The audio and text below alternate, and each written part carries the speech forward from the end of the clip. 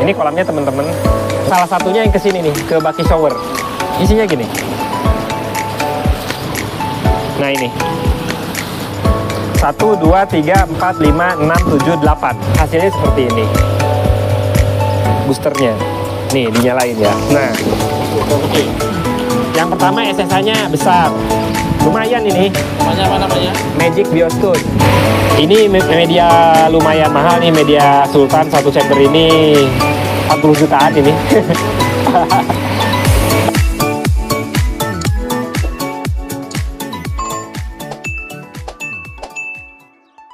Bismillahirrahmanirrahim, ketemu lagi dengan kami Banten Koi Farm. Kami adalah farm dan jasa pembuat kolam koi. Hari ini kita akan lanjut melanjutkan konten yang kemarin, teman-teman. Kemarin kita sudah review pembuatan kolam koi. Kemarin kan belum diisi media nih. Kita kemarin spill sistem kolamnya. Nah, hari ini sudah running. Nah, betul tidak? Apa yang kami ceritakan kemarin sesuai hasilnya dengan ketika kolamnya sudah running. Ini kolamnya teman-teman. Untuk yang belum lihat bisa dilihat di konten sebelumnya. Kolam ini 30 ton kolamnya, chambernya 20 ton ditambah baki shower.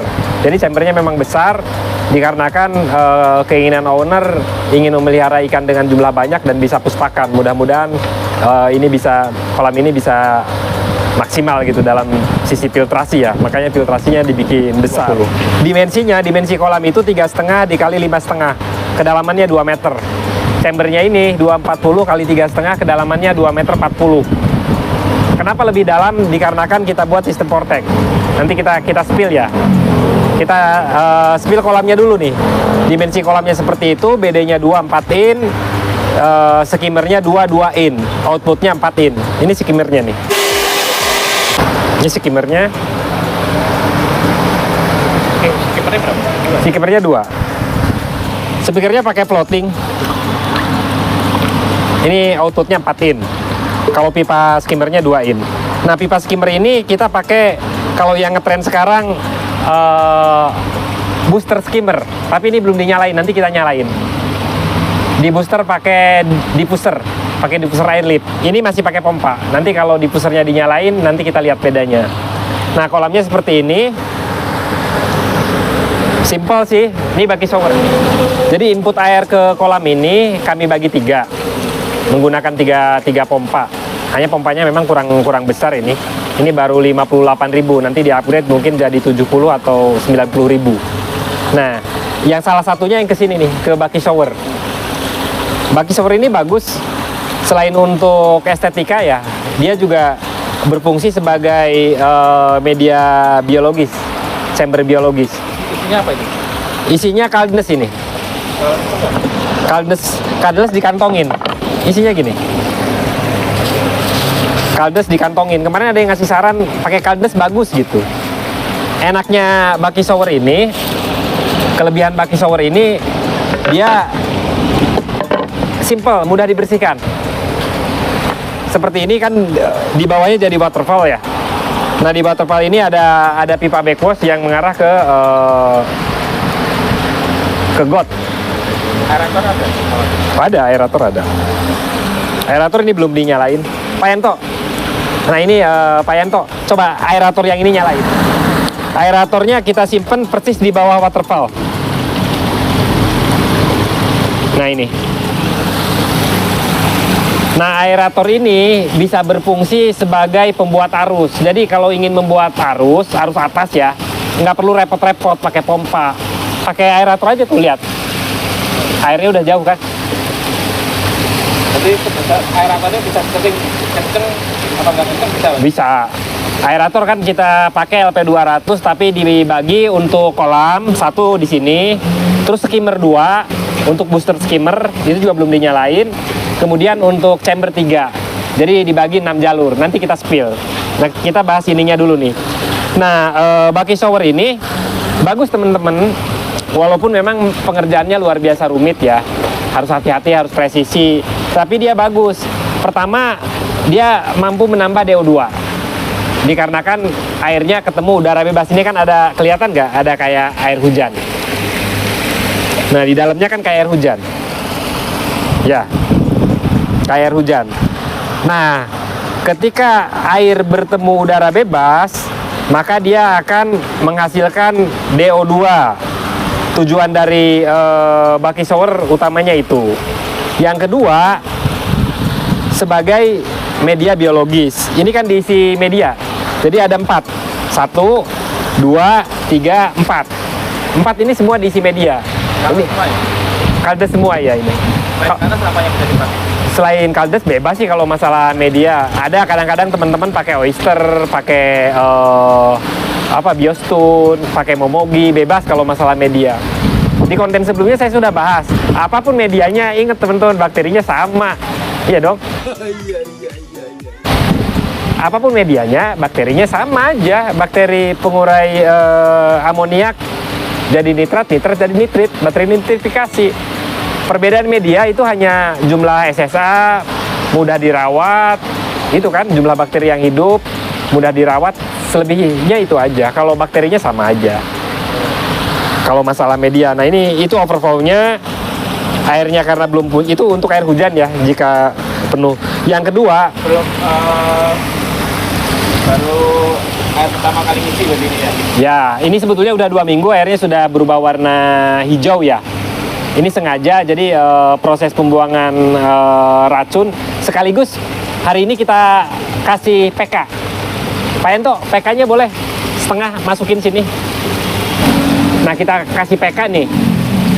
PK ini fungsinya untuk mematikan zat-zat yang berbahaya lah, biar aman buat ikan. Ini juga sudah dilakukan backwash, jadi air sebetulnya sudah dibuang separuh, jadi sudah aman. Sudah 2 minggu running.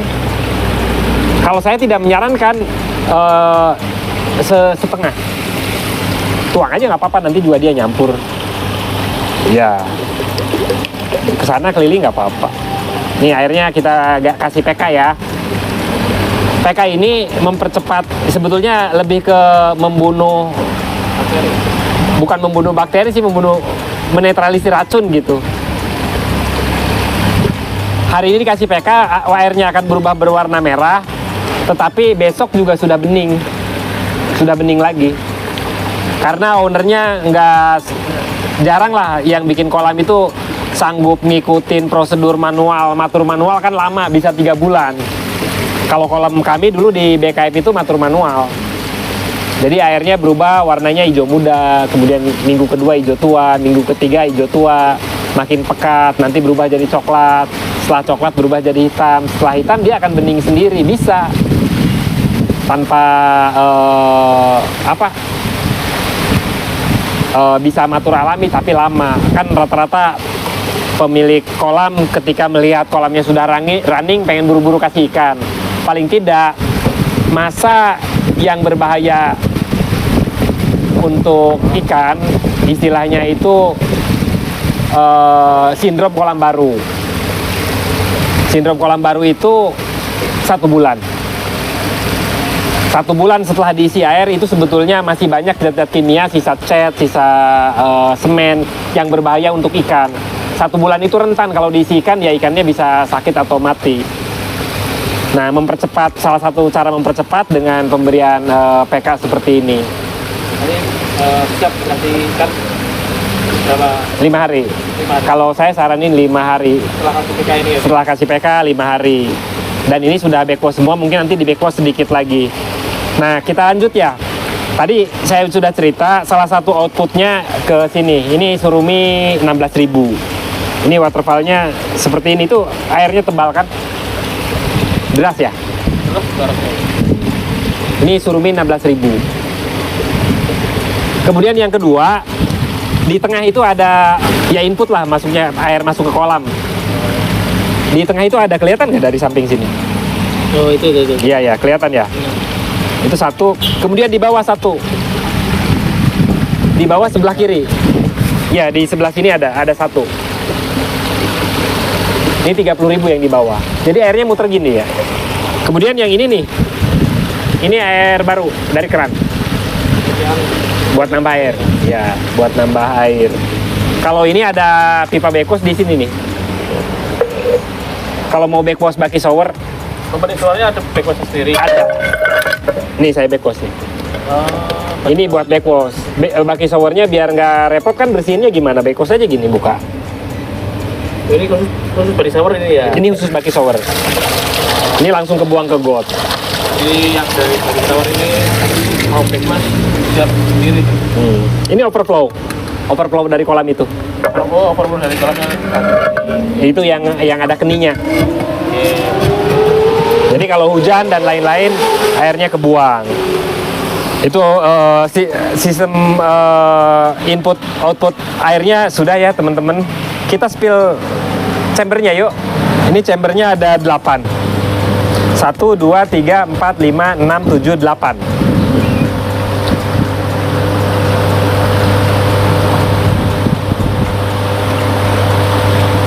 Sistemnya flow up.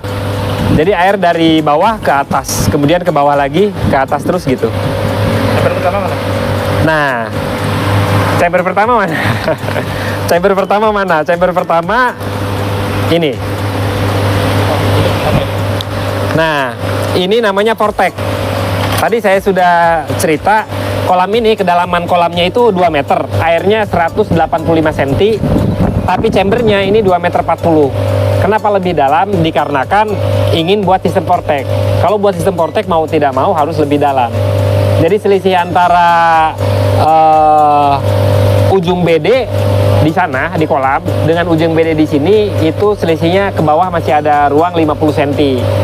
Tujuan Vortex ini sebetulnya idenya adalah mengendapkan kotoran kasar. Ini kosong, tidak ada apa-apanya. Bisa dilihat ini kosong. Ini BD1, ini BD2, ini BD stopper. Ini kita tutup satu ini.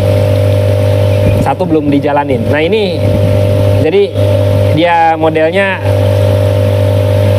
yang satu menghadap ke sini, yang satu menghadap ke sini sehingga membuat putaran air. Hasilnya seperti ini. Nah diharapkan kotoran kasar itu tidak ikut naik ke atas. Di bawah. Nanti di backwash. Dan ini kosong.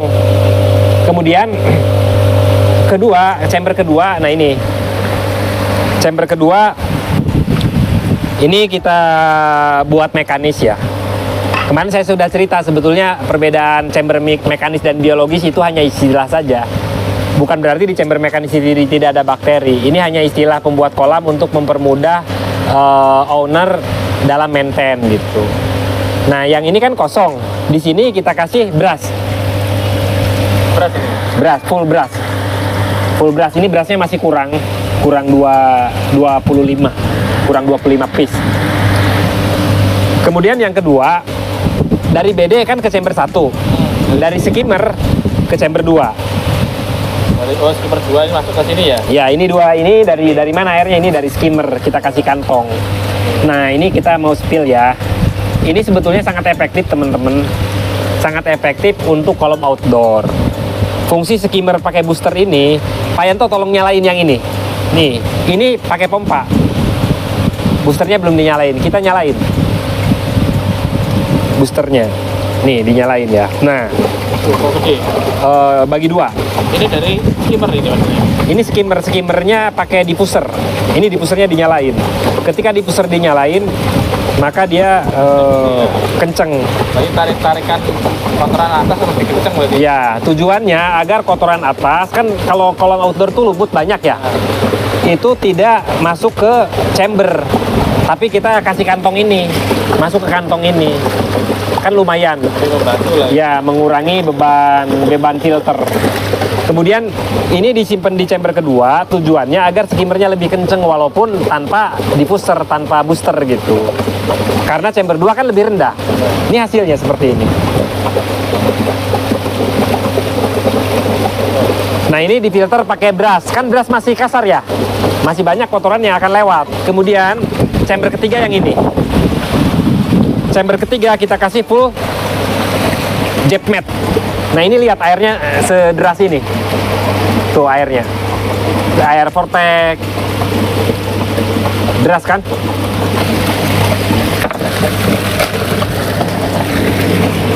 Air chamber 2 deras, apalagi diffusernya dinyalain.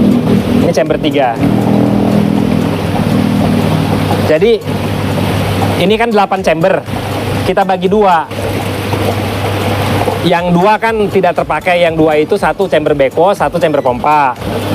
Artinya dia tidak berfungsi sebagai, untuk sistem filtrasi kan tidak berfungsi. Nah ini juga harus diperhatikan teman-teman ketika membuat kolam. Semakin banyak chamber itu menurut saya lebih baik, karena sistem filtrasinya akan semakin panjang.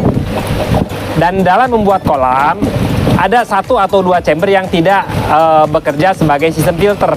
Kenapa? Karena seperti kolam ini misalnya, dua chamber itu tidak berfungsi sebagai sistem filter. Karena satu chamber untuk chamber pompa dan UV, satu chamber lagi untuk backwash. Chamber backwash dan pompa kan ini dipisah. Artinya dari 8 chamber ini, yang berfungsi menjalankan sistem filtrasi itu hanya 6. Dari 6 kita bagi 2. 3 chamber mekanis. Mekanisnya itu tadi satu vortex. Vortex diharapkan mampu mengendapkan kotoran kasar. Kotoran kasarnya di bawah, air bersih naik ke atas. Masih lolos kan? Di filter pakai brush. Brush kan masih kasar lah, nggak rapet banget kan? Masih lolos ke sini. Di sini dikasih yang lebih padat. Dikasih yang lebih padat, yaitu ini Jap Mat, Japanese Mat. Kalau merek kita kan nggak di endorse. Oh iya. Kalau di endorse boleh lah. Kalau merek bebas. Tetapi masalah media itu bebas saja. Di sana bisa kasih jaring nelayan, kasih jaring nelayan urai. Di sini kasih jaring nelayan kantong. Jaring nelayan kantong menurut saya jauh lebih baik dari sisi filtrasi ya. Dari sisi memfilter kotoran dia jauh lebih baik, tetapi kelemahannya maintenance-nya susah, maintenance-nya sulit. Kalau jaring nelayan misalnya sudah banyak kotoran, mau nggak mau diangkat, capek kan. Nah kalau kolam ini itu didesain agar maintenance-nya mudah. Ini maintenance-nya tidak ada angkat-angkat media, jadi cukup semprot dari atas, backwash selesai. Makanya pakai pemilihan medianya brush. Tadi saya cerita, apapun medianya bakterinya sama. Perbedaan media itu lebih ke ya satu, menurut saya ya. Yang pertama itu kemudahan dalam maintain. Yang faktor utama itu. Yang kedua, jumlah bakteri yang hidup. Yang ketiga, flow air tidak terganggu. Ada beberapa media bagus, rapet gitu ya. Misalnya pasir malang dikantongin, bagus sih untuk media, tapi akan mudah terhambat. Jaring kantong itu bagus, tetapi seiring waktu lumut numpuk, clogging, macet kan, airnya berkurang. Nah, media ini dipilih tujuannya selain mempermudah maintain, juga agar mempermudah tidak clogging gitu. Nah, kemudian di celah-celah double wall, ini sistemnya double wall teman-teman. Kemarin saya sudah cerita di konten sebelumnya, sistemnya double wall 12 cm jaraknya, hasilnya seperti ini. Nah, kita masuk ke chamber yang ke 1, 2, 3, keempat ya. Chamber keempat ini MBBR system. Jadi ini sistem kolamnya campur aduk, dipadu, ada vortex, ada brush, ada Jap Mat. Nah, yang ini pakai MBBR. Ini juga bukan tanpa alasan teman-teman. Kenapa media biologisnya pakai MBBR sistem Cadnes? Karena kita juga baca-baca literasi dan lain-lain. Cadnes ini adalah salah satu media dengan jumlah SSA terbesar. SSA itu rumah bakteri. Rumah bakteri. Yang lain juga bagus, bisa aja pakai yang lain. Pakai misalnya batu apung, pakai oyster, pakai batu gombong, atau pakai media lain juga oke, nggak ada masalah. Kembali saya tekankan, apapun medianya bakterinya sama. Nah, pakai Cadnes ini dikarenakan dia MBBR system. Pak Yanto, mohon maaf, yang itu dimatiin, pindahin ke sini. Ini MBBR-nya kita hidupin. Ini kita bahas acak ya teman-teman. Saya anggap teman-teman sudah punya kolam, sudah paham bagaimana kolam dan lain sebagainya. Jadi sirkulasi, filtrasi, dan aerasi bahasannya kita acak. Kalau mau lihat bahasan tentang sirkulasi, aerasi, dan filtrasi, saya ada konten sebelumnya ngebahas 6 prinsip dasar kolam. Bisa dilihat di sana. Seperti apa sebetulnya prinsip dasar kolam koi. Hari ini kita bahas acak. Nah ini chamber 45 ini biologis, menggunakan MBBR system pakai Cadnes. Hasilnya seperti ini. Kelebihan Calbnes ini mudah dibersihkan. Yang pertama SSA-nya besar. Yang kedua awet karena bahannya plastik kan. Yang ketiga dia bakterinya jauh lebih banyak. Misalnya ini ukurannya kecil, sengaja dibuat kecil. Ini hanya 40 kali 120 dengan kedalaman 2 meter lah. Ini sengaja agar tekanan udaranya bagus gitu. Ini kan digerakkan sama pakai diffuser pakai aerator. Nah, jumlah kan bakteri nitrifikasi itu butuh oksigen, butuh DO2. Nah, Calbnes ini dengan MBBR system kan Calbnes bisa dua nih, bisa statik gini juga bisa. Dibuat statik seperti ini diam, maksudnya tidak bergerak, itu juga bisa. Tidak bergerak ya. Bisa. Tidak digerakkan juga bisa jadi media seperti biasa, media statik istilahnya. Tetapi dia kelebihannya nanti mudah dibersihkan. Ketika mau dibersihkan, aeratornya nyalain. Nanti kan kotorannya akan bersih, baru di bekos, diem lagi gitu. Tapi ini dua-duanya nanti kita akan gerakan seperti ini. Nah, dengan bergerak seperti ini, pakai aerator, maka kebutuhan oksigen untuk bakteri juga terpenuhi. Terus Calbnes dengan MBBR system itu bisa membersihkan diri sendiri. Nah, media itu, ini yang jangan salah kaprah. Media ketika kena kotoran ikan, media itu akan mati. Kalau jumlah kotoran ikannya terlalu banyak. Yang dibutuhkan media kan amoniak, bukan kotoran ikan. Itu yang harus kita pisahkan. Jadi bagaimana caranya? Kalau kolam ingin bagus ya filtrasinya mumpuni dari awal, di filter sebaik mungkin. Kalau amonia kan larut dengan air, dia akan tetap lolos, diurai oleh bakteri gitu. Tetapi kotoran-kotoran kasar seperti lumut, sisa pakan dan lain-lain itu diusahakan dibuang sesering mungkin, di beko sesering mungkin, sehingga nanti diharapkan airnya jadi jernih. Ini kan kita belum banyak cerita ya karena kolamnya baru running. Ini dua, biologis dua ya. Yang ketiga nih, ini yang istimewa nih. Ini media sultan ini. Ini media apa tahu ini? Kok kayak tahu di? Ya, ini namanya Magic Biostone. Kemarin berapa? 20 dus ya? Nih, lumayan ini. Namanya apa namanya? Magic Biostone. Ada yang bilang BioCube, ada yang bilang Biostone. Ini ditaruh di satu chamber. Ini media lumayan mahal nih, media Sultan satu chamber ini 40 jutaan ini. Iya, itu juga lumayan. Calbnes lumayan, 15 jutaan lah Calbnes. Beras juga lumayan, tapi ini jauh lebih mahal. Itu satu dus berapa isinya? 45.